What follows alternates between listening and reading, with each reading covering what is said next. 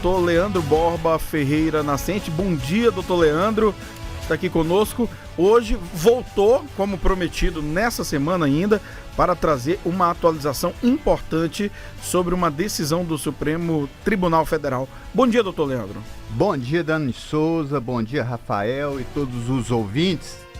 Satisfação estar de volta nesse programa, hoje para tratar de um assunto de suma importância, denominado aqui de assédio judicial. Mas antes de falar do assunto, eu gostaria de mandar um abraço também para o Aurélio Antônio de Jesus, uma pessoa que é assídua ao programa.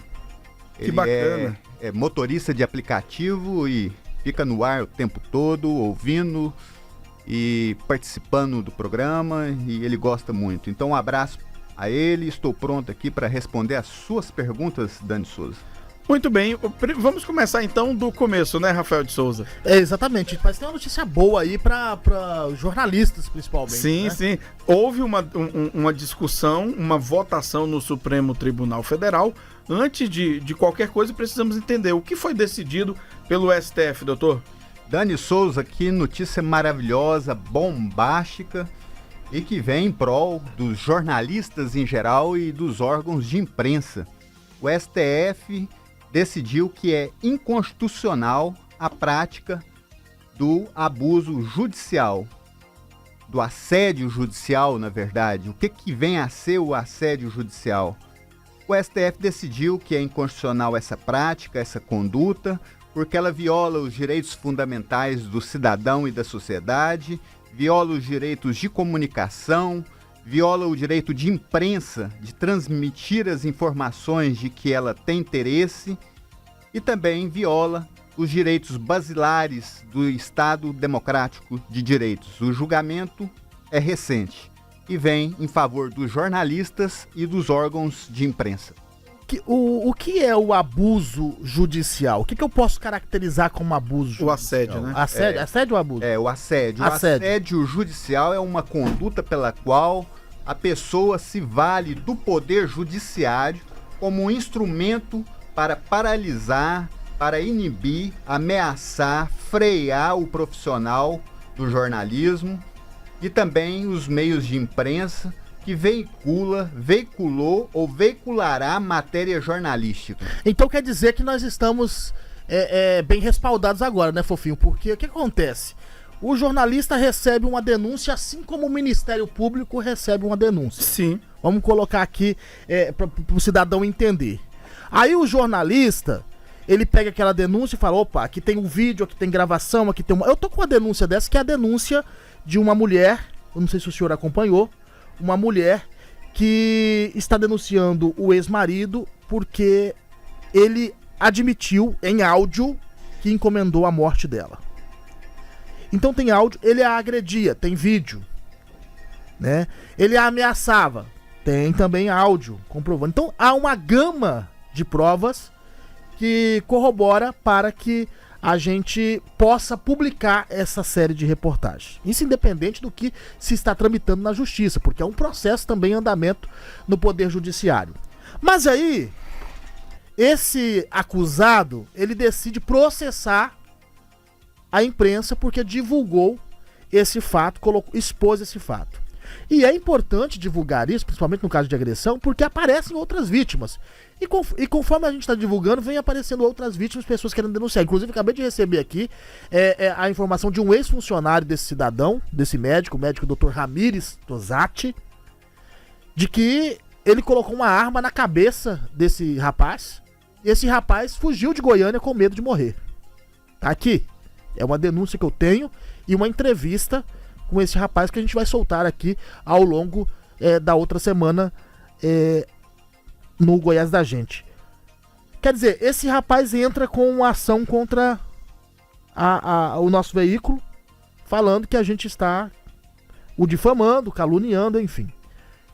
Eu tenho essa gama de provas. Eu venço esse processo. Isso pode ter um dano para ele, no caso, porque aí, no caso, ele poderia estar cometendo assédio judicial, é isso? O que acontece na prática é o seguinte, que essa pessoa, ela pratica conduta no intuito de utilizar do Poder Judiciário como um instrumento para amedrontar, para calar, para obstacularizar o trabalho jornalístico. E aqui tem um detalhe interessante.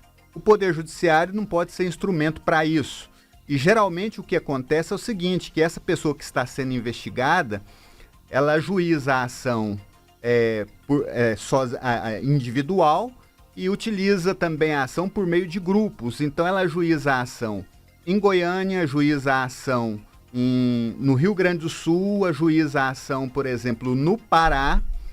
E o jornalista ele é obrigado, na fase de instrução criminal, instrução civil, a se dirigir a essas comarcas para participar dessas audiências. Ano passado, o Messias, desculpa interromper você, o Messias foi acionado na Justiça do Rio Grande do Sul, em Gramado, em relação àquele caso de uma empresa que estava sendo investigada. Rede hoteleira, inclusive Isso. que deu calote nos funcionários. Exato. E aí a gente trouxe, olha só. Você também Eu precisou estive ir, né? lá. Não, eu não precisei ir no processo porque ele foi representando. Mas eu estive lá também investigando. A gente recebeu uma denúncia, eu acho que foi de uns 50 funcionários, mais ou menos, né? Uns 30, 50 funcionários, que estavam passando necessidade, estavam passando fome porque não tinha recebido devido a esse problema na empresa e tudo. Mas nós mostramos o fato e fomos processados porque mostramos o fato, né? E aí tivemos que sair daqui, gastar com voo, com advogado, ir até o Rio Grande do Sul. E aí, doutor, nesse meio, o senhor talvez, eu não sei se o senhor já trabalhou, fez a defesa de veículos de imprensa, mas há cidadão que vive disso. Tem gente que dá entrevista e depois fala, não, mas eu não disse isso. Depois da repercussão, vai lá e processa o jornalista e pede dinheiro, e pede indenização. Outra vez aconteceu o seguinte, eu vou dar um exemplo pro senhor aqui. Veio um release é um texto que os órgãos públicos enviam, para quem não entende, enviam para os veículos de imprensa. Por exemplo, a Polícia Civil quer noticiar a apreensão de drogas. Eles mandam um texto pro jornalista falando o que foi preso, apreendido e tal, manda fotos e tudo mais.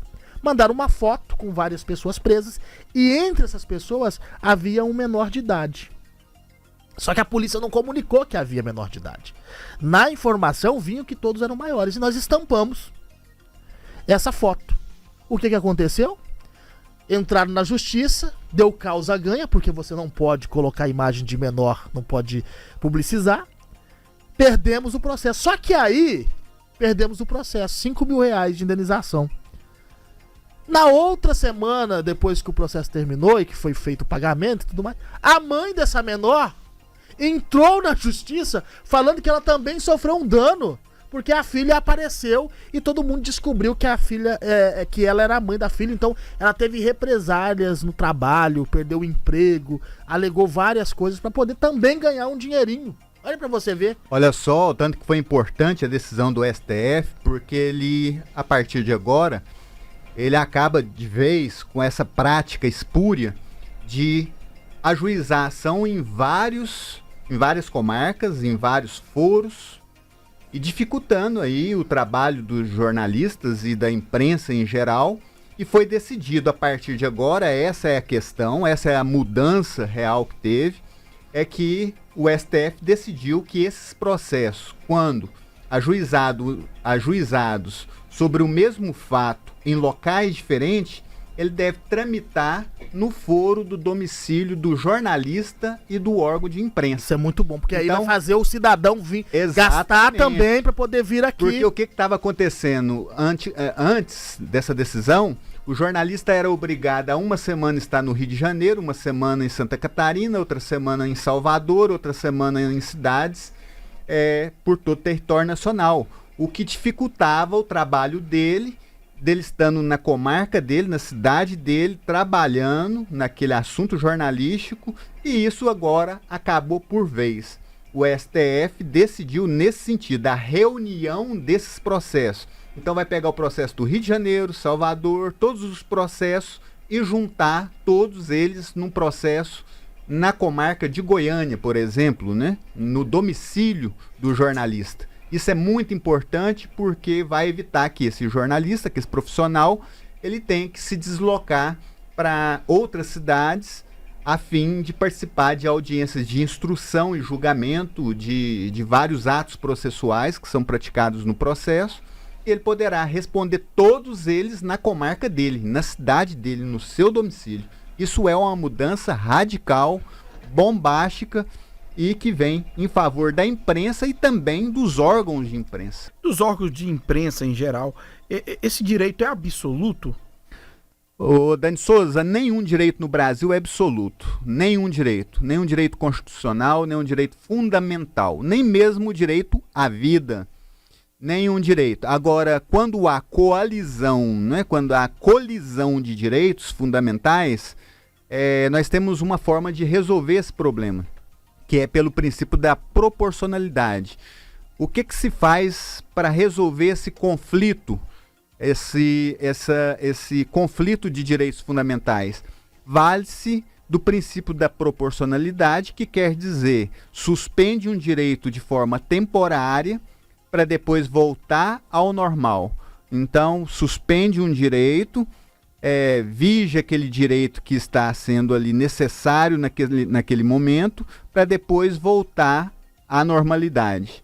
Então, vamos colocar aí o direito de informação e o direito à imagem. Há uma colisão de direitos fundamentais nesse caso.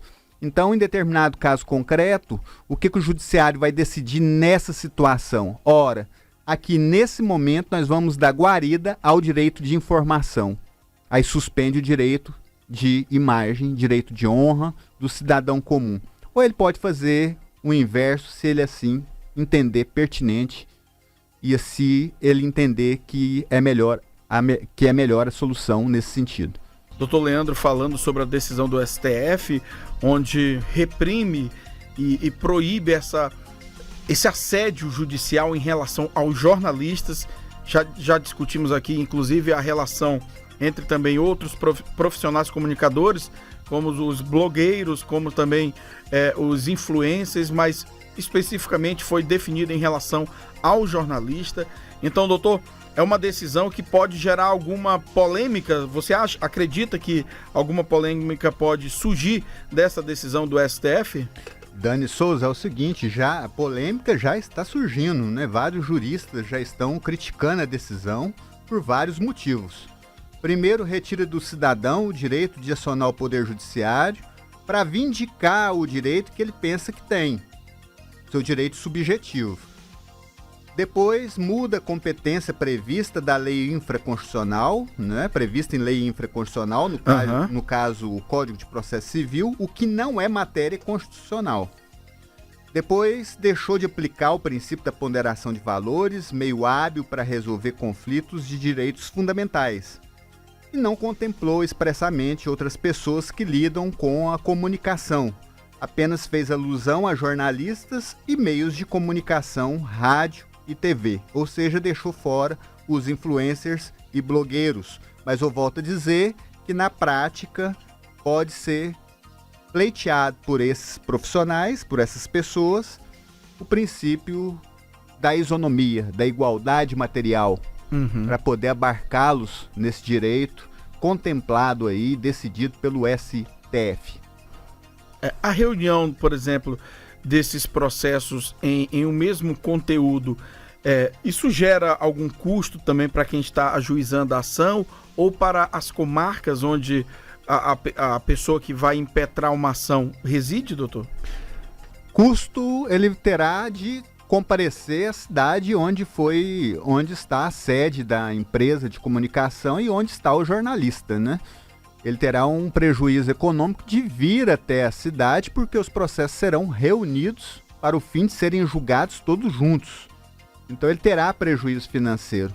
A pessoa que agiu de má fé, ela terá esse prejuízo e nada mais do que justo, porque, na verdade, eles praticam essa conduta se valendo de várias pessoas. Então, o mesmo fato, ele é espalhado pelo Brasil afora, com várias ações, e traz prejuízo ao jornalista, mas agora com a decisão obriga que se junte todos os processos. Então ele terá que comparecer ao domicílio do jornalista, ao domicílio da empresa, onde funciona o órgão de comunicação. Uma barreira de entrada para em relação a ajuizar uma ação contra um órgão de imprensa ou até mesmo um jornalista em específico que esteja ali investigando um caso ou algo parecido, não é mesmo, doutor? Exatamente, e temos que chamar a atenção aqui que nós defendemos, né, o nosso proselitismo é a defesa de uma imprensa livre, consciente e que seja responsável e não exceda os limites estabelecidos na Constituição Federal. Então temos também que chamar a atenção dos jornalistas, dos órgãos de comunicação para esse detalhe. Como não existe direito absoluto no Brasil, nós temos também que chamar a atenção para esse detalhe. Deve ser feito um trabalho sério, investigativo, mas também com respeito aos direitos fundamentais. Para quem está nos acompanhando nesse momento, quem está nos ouvindo em casa, limpando a casa, doutor, quem está até mesmo no trabalho ainda, porque tem os nossos companheiros que nós já mandamos abraços aqui, os porteiros, os motoristas por aplicativo que estão trabalhando, nos ouvindo, o que seria, como eu questionei agora há pouco, a respeito do direito absoluto, você citou novamente agora, o que seria esse direito absoluto para quem está nos ouvindo? Direito absoluto é, de repente, pegar um direito, qualquer direito previsto na Constituição Federal e aplicá-lo isoladamente, né? E ele ser absoluto, né? Só ele prevalecer. Não existe direito absoluto no país, nem mesmo o direito à vida, tanto é que nós temos aí a legítima defesa e temos vários direitos. Então, eles não são absolutos, eles podem ser ponderados. Quando há conflito entre esses direitos fundamentais, aplica-se o princípio da ponderação de valores, que significa a suspensão provisória de um direito para dar guarida a outro direito de forma temporária. Por exemplo, a medida protetiva. Vamos supor que ela tem uma medida protetiva em desfavor dele, para ele não se aproximar dela, e ela, mesmo assim, por segurança, foi para outro país, outra jurisdição. Essa medida protetiva valeria lá também em Portugal, doutor? Vale sim, a medida protetiva vale tanto lá quanto aqui, e ela é recíproca também, não é? Ela não pode procurá-lo e nem ele pode procurá-la. Então, se ela, por exemplo, aproximar dessa pessoa, ela estaria também descumprindo a medida protetiva, porque ela é recíproca. O doutor, quando tem uma medida protetiva, no caso, desse caso aqui, vamos colocar o exemplo que tivesse uma medida protetiva, ele poderia estar falando com ela, ligando para ela, mantendo contato? Tem juiz, vai depender do magistrado. Os limites que o magistrado coloca nessa medida protetiva. Ele pode determinar o distanciamento de vítima e autor, suposto autor, pode determinar também a obstacularização, a comunicação desses dois personagens via WhatsApp, via redes sociais, fica bem amplo, fica a critério do juiz, a depender do caso concreto. E há também o crime de stalking agora, recentemente divulgado, não é, doutor? Exatamente, e é um crime que tem ocorrido bastante no Brasil e no mundo. Doutor Leandro Borba Ferreira Nascente, doutor, muito obrigado pela sua participação e volte sempre. Dani, Rafael, foi um prazer participar do programa. Eu estou à disposição para sanar dúvidas da sociedade, trazendo novidades no mundo jurídico e deixo a todos um forte abraço e conseguindo aqui agora os meus parabéns, as minhas saudações a todos os jornalistas e os meios de comunicação. Vocês merecem essa vitória. Sem jornalismo sério, o Estado democrático de direitos estará ruído, isso é certeza. E mais, digo mais, vale a pena acreditar no poder judiciário brasileiro. Muito obrigado. Como que encontra você nas redes sociais? Meu telefone é 62 98589 1235 e o canal do YouTube Leandro Borba Ferreira Nascente. Não tem Instagram? Tem o Instagram @advogados